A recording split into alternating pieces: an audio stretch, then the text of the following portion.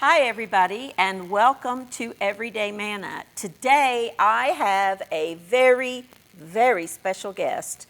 This is my youngest, my baby, Aaron, and he is going to make for you today some lamb chops and roasted potatoes that I've been told are better than mine. So I thought he could make them for you here today. So Aaron, I had Andrea pull a little clip of you when you were little, helping me on the show. So we're going to play that for you. It's about a minute long or so, and let you see how far he's come since he was just a wee little tyke in his little chef's hat with your little gloves and the little apron. And it was so cute. I still have those. I'll keep them forever.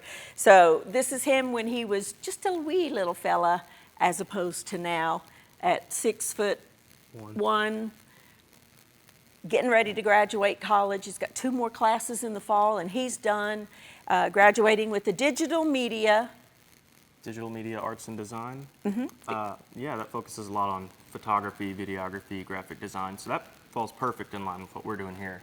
Yeah, it does. So I'm very excited. But I'm very excited to have him here today because I love cooking with my children. Remember, folks, I've told you from the very beginning, get them in the kitchen when they're little so that when they grow up like this, they can cook dinner for you. So we're going to watch that little clip, and when we come back, Aaron is going to show you how he makes his famous lamb chops and roasted potatoes. You want me to make them while you eat a cookie? I can eat one. You can eat one, then you can make some. I can eat one whole. All right, eat it up. Take a scoop of ice cream, kind of let your ice cream set out. Wait just a second, let me show you how to do it. Put it in your cookie. Easy, easy, easy. And then put another little cookie on top. Kind of smush it down a little bit. We're going to stick these back in the freezer. So we're going to make some cookies here. You want to make one? Mm-hmm. All right. We're just going to keep making these cookies. Got it? There you go. Really fine. Got to do it real thin. Chop yours up a little bit. There you go. Good job. And this just kind of makes little, these are long, so little confetti, basil confetti.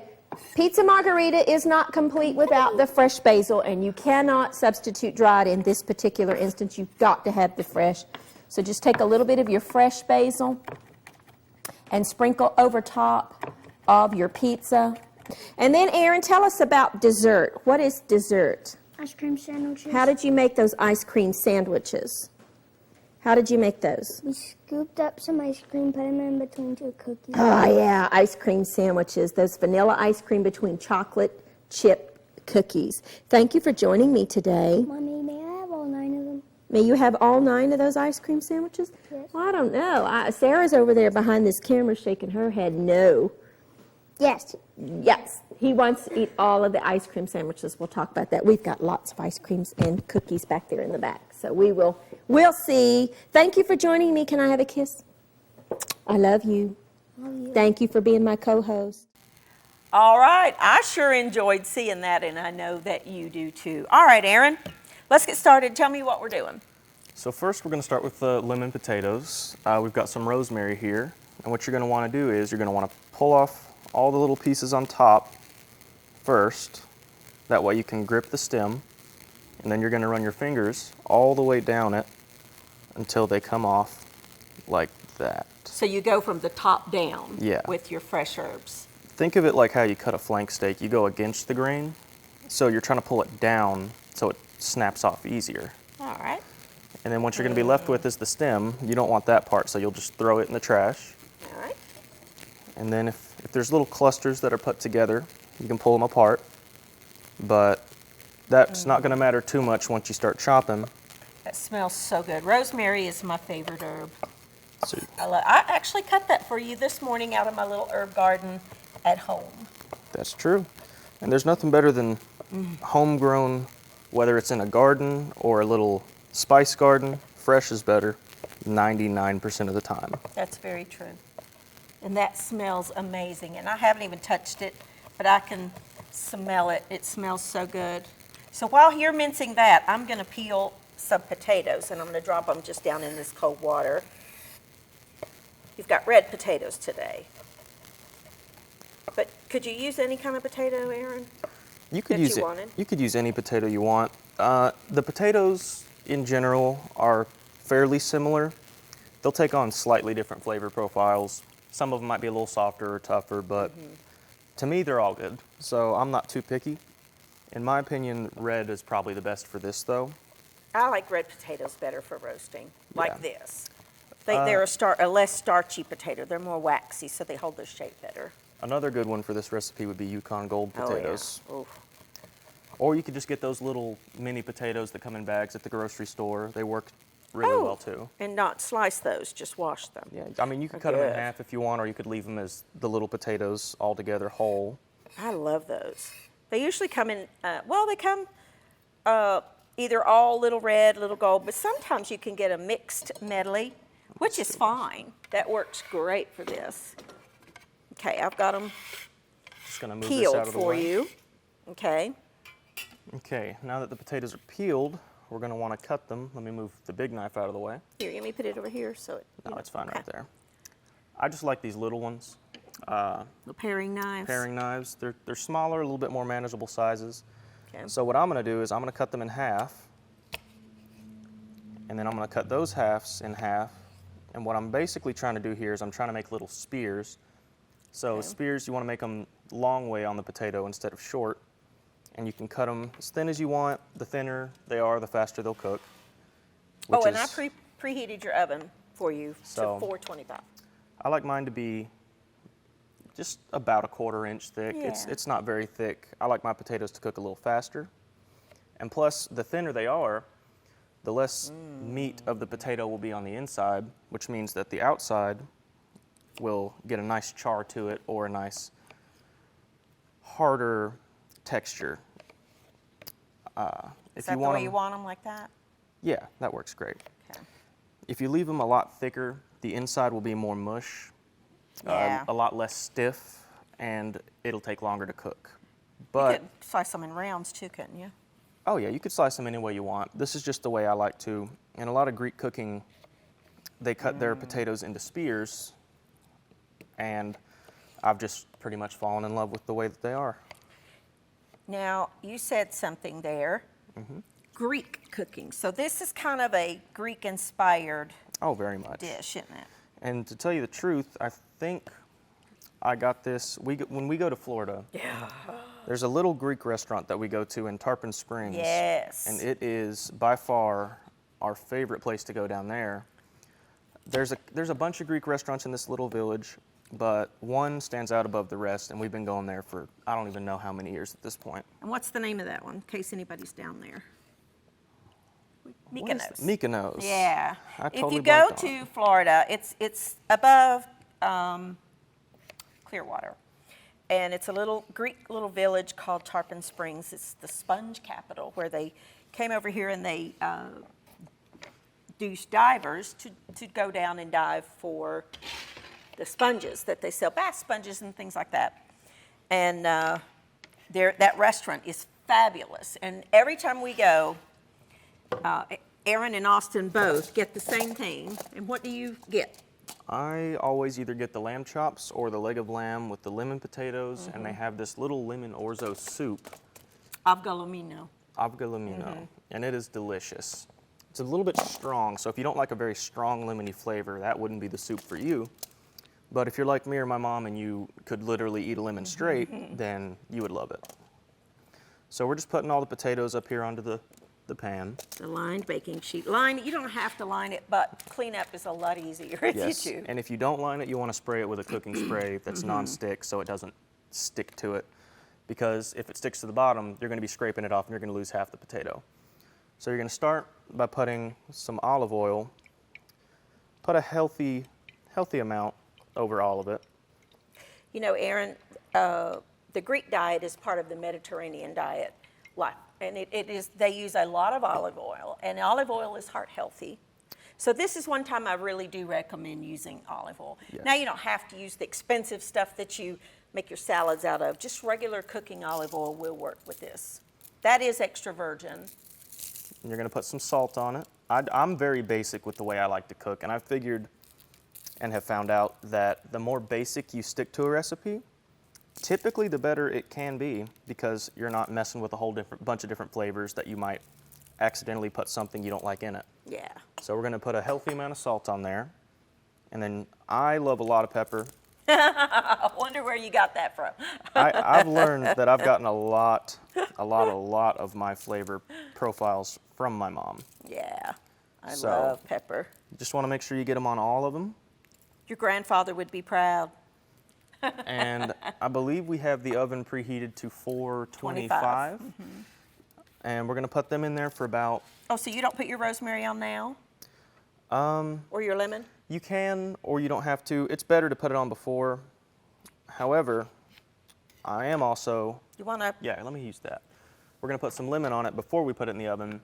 And you can put it on before and after, because if you put it on after, it's a little bit of a fresher taste. But if you put this on here before you put it in the oven, it'll bake into the potato and give it a nice lemony juice flavor. Oh, I love those lemon potatoes. They are so, so, so good. And honestly, for this amount of potatoes, we've got 6 decently medium-sized Yeah. potatoes. 1/2 of a lemon is more than enough before you bake. Okay. You could put a whole lemon on there if you want to. Stir that all together, or you can put your rose. You want this? I'm gonna put You the got it? rosemary on first. Okay. So then you grab the rosemary, sprinkle it over everything. I can smell it. It's very fresh. You picked it this morning, didn't you? Yes, I did. I went out right before we left to come over. Here, you can use that to get the rest of it. And just cut it from a little herb garden. I need to take some footage of my little herb garden. It's doing better this year than it's ever done. So now that we have all that, we've got salt, pepper, olive oil, and lemon, and rosemary, and the potatoes. That's it. You don't want any more, or else it might risk changing the flavor. For my preferences, you can put whatever you want in here. In a So, single layer.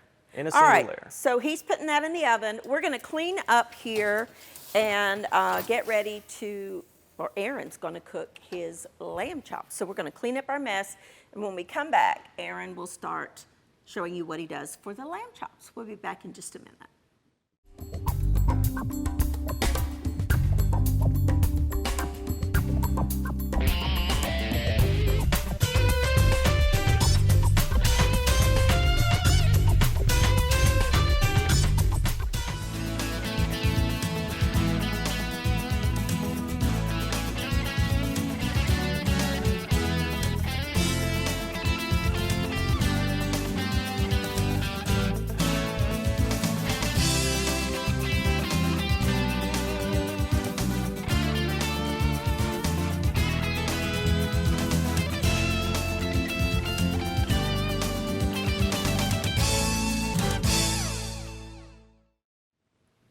Hi everybody and welcome back.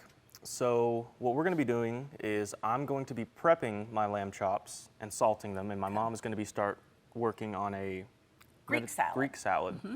So all I'm going to do is I'm just going to pat my lamb chops dry, and I'm keeping them off of the wooden cutting board. So you just want to pat the tops of them nice and dry, and then you're going to want to flip them over. Ooh. a little Now, bit why do sticky. you pat them dry, Aaron?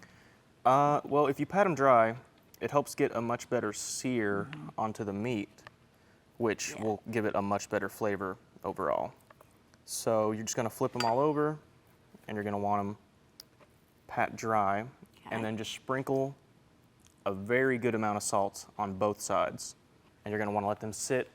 The longer you let them sit, if you put them in the refrigerator for a few hours, it'll let the salt soak into the meat even better, which will give it a much stronger flavor, which to me, I like.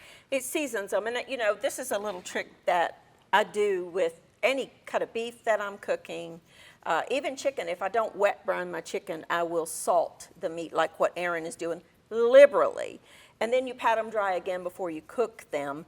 The salt penetrates into the meat and it dissolves and mingles with the juices. It seasons it and it makes it juicier. And I'm telling you, it doesn't matter if it's lamb, whatever it is. Salt it first and let it set for a little while. And the difference is night and day. You do your fried chicken the same way. She'll leave it in do. a salt brine overnight. Yeah, I'll do. Ooh, that's a big okay. pinch of salt. And you know, if you think that steaks, a lot of times, if you get a lesser expensive cut of steak that maybe not like a ribeye that has a lot of natural fat, maybe you get a sirloin or something a lot leaner. If you will do this step and let it set at least a couple of hours up to overnight, I'm telling you, it makes a world of difference in the flavor that you're going to get out of that meat. That maybe I do it to all of it, but if it doesn't have enough fat on it, then the salt helps to season it, makes it taste better. Lamb chops aren't very fatty, but they have a No. nice line of fat Yeah. around the edge of it. You could cut that off if you really don't want to, but in my opinion, the fat soaks into the meat, gives it more flavor, and on top of that, it keeps it juicier. If you cook a really lean meat, you have to use a lot of oil You do. or a lot of water continuously in order Yeah. to keep it hydrated. But if you just leave the fat on, when you bake it, it'll even out. And these are actual little lamb chops that look like little T-bones, like a beef T-bone, only much smaller, of course. But you could do what Erin is doing, the technique on the lamb, the rack of lamb. You could cut those into individual little pieces and do the same thing. I wouldn't do this with like the fattier lamb chops. Oh, what is the name of those that I'm thinking of? Like a shoulder cut or something like that. It won't be tender enough. That's a type of meat that needs to be braised long term. But chops of any kind would work. You could also do this with pork chops, couldn't you? That'd could be use good. this- If you, maybe you don't like yeah. lamb, you could do it with pork chops if you wanted to. Yeah, lamb has a very gamey flavor. My mom actually Yeah. isn't the I'm not a biggest big fan of lamb, but everyone else in our house loves it. Yep. Everybody else loves it. And I think for me, it's more a psychological thing than it is actually the taste. But anyway. Well, while he's chopping his rosemary for that, I'm going to get started on a Greek salad that we eat typically, or I eat, when we go to the Mykonos. I think Austin sometimes will eat his Greek salad. Now, an authentic Greek salad does not have lettuce in it. But here in America, we've Americanized the Greek salad to include lettuce. So I have here just a bowl of romaine lettuce that we're going to use as the bed. But I have half of an English cucumber that I'm going to cut into, good-sized chunks. You want this to be a hearty salad. I love Greek salads, love them. And this is one of those things that you can use what you like, up to you. Let me get my lettuce over here, and I'll put my cucumbers on top. And then I have some tomatoes that I'm going to cut into similar sized pieces. I have washed all of this. I did all that before we came on. Got your rosemary. If you don't have fresh rosemary, by the way, dried is fine. Rosemary is one of those herbs, honestly, dries beautifully. And what I do at the end of the season, any of my fresh rosemary that's left, I pick it and I dry it and I put it on in my dehydrator and create my own dried rosemary. You could also just tie it up in a bunch and hang it upside down and air dry it. That works too. Or put it in a very low oven, like 200 degrees for a very long time. All right, now we've got our cucumber, we've got our tomatoes. Greek salads have feta. This is feta, just crumbles. If you can find block feta, just use a couple of big blocks of feta. I love feta cheese, love it so, so, so, so much. And then I have here a medley of Greek olives. These have been marinating in an olive oil solution. I'm going to cut these big ones in half.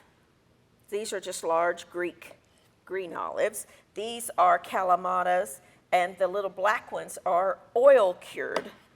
Make sure that if you eat in a Greek restaurant, please know that many times that olive's going to have the pit still in it. So be careful. These are pitted. Yeah. And I have bitten into that more times than I care to say out loud. But anyway. All right, I have some olive oil. I'm going to make my own dressing. I'm going to add about 1/4 of a cup of red wine vinegar. And if you'll put me just a good pinch of salt and pepper in there. And then I have here Greek oregano. But, you know, any dried oregano that you have will work. This is Greek. I'm going to use about 2 teaspoons. Greek oregano is very, very predominant in Greek cooking. Or Greek oregano is predominant in Greek cooking. And a little lemon juice. Lemon is a key flavor in Greek cooking. It really is. It's a huge flavor profile. That little lemon squeezer sure does get every ounce It of does. juice out of that. You know, I used to use a wooden reamer that I loved till I discovered these things. And this gets every drop of oil. I remember being young and you using those wooden reamers. But yeah, these And just whisk squeezers, it together. they save you a lot of time. Taste it for seasoning. Always taste your food. Does that have your approval? Perfect. I did also pick a little bit of fresh thyme. So I'm just going to take this off. This one is optional. If you don't have fresh thyme, don't worry about it. I love these little thyme leaves. I'll tell you what, I'm just going to put this in the dressing. We're going to take a quick break, clean up. When we come back, all this is going to be cleared away, and Aaron's going to show you how to cook the lamb. We'll be back in just a minute.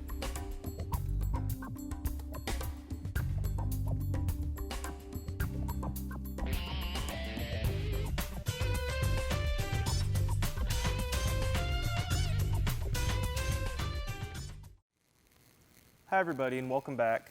So we're going to start on our lamb chops. We've got the cast iron skillet nice and hot. We're going to start by pouring a little bit of oil in there. It's very hot. Nice healthy amount. And then before we start with the lamb chops in the skillet, over here you can see where we've salted them. It's got a very, very high shine glisten to them. You can see the meat reflecting the light. And that's because the salt has soaked into the meat and it's bringing these juices out. So you're going to want to pat them dry again after they start to expel the moisture.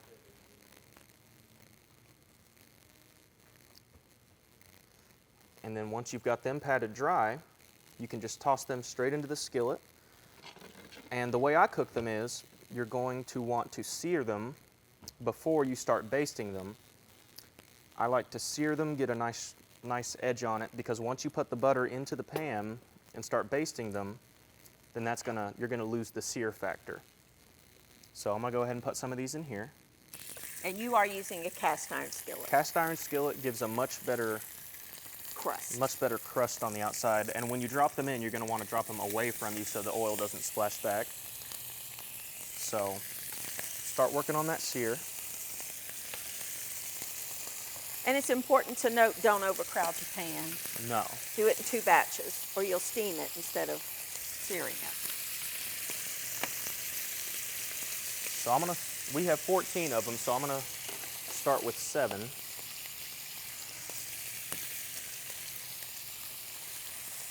So basically the game plan for this, you sear both sides. Once they're seared, you take them out and you can sear the rest of them. And then after you have them seared and you put them back in the pan, you're gonna put butter in, and then you're gonna put the rosemary, a little bit of lemon, and you're gonna take a spoon and you're gonna constantly take that mixture and pour it over the top of the seared lamb chops. So, I'm not exactly sure how hot this is, so I'll take a look. Hot. That's got a nice little sear to it. That's a good start. You can let it sear more than that, but if you let it sear too much, it's gonna burn the outside. So you just want a nice crust. And you can see those darker brown areas are where the salt is still stuck onto the top of the meat, and that's causing the crust to really take effect. So in terms of the way I like them cooked, I like pretty much all the meat that I eat to be cooked medium or medium rare. A healthy internal temperature to use, and you can use an electronic little meat thermometer. I like mine around 135 internal before I take them off. You can get it up to about 140, 150, but once you hit 160, that's like well done if you really want it to be that cooked. But personally, I think that if it's a little less cooked, it adds a lot more flavor, and it's not necessarily chewier, but it has a little bit more of a give to it. Lamb is typically served medium. Okay, Down just a dot. turn me down just a little bit on the heat, and then as you can see, both sides are seared very well. So what I'm gonna do is I'm just gonna take some butter, and don't be shy with the butter, use a good chunk of it now. I'm using about 3/4 of a stick of butter. And then you're gonna wanna let that melt down nice and good. You can also add a lemon into the mixture. This lemon in the skillet might not make the biggest difference in flavor, but I think it adds a little something special. So we got the lemon. Well, it adds acidity to it too. And since you have the lemon and the butter in, you're gonna take this rosemary that I chopped up a little bit ago, and you're just gonna sprinkle that all over. And then have it all. And as you can hear, you don't hear the sear anymore, you hear a bubbling. So what you're gonna wanna do is, you're gonna wanna let them sit in that, flip them over, and then you're just gonna keep watching the temperature on these because you don't wanna overcook them. And then all that you're gonna do is you're gonna lean the pan to one side and you're gonna baste the juices over each lamb chop until it gets to the temperature that you want, and that's gonna add a whole lot of flavor. So that's all that you're gonna do. We're gonna take a little break and we'll be back once we have these cooked, and we will see you when we come back.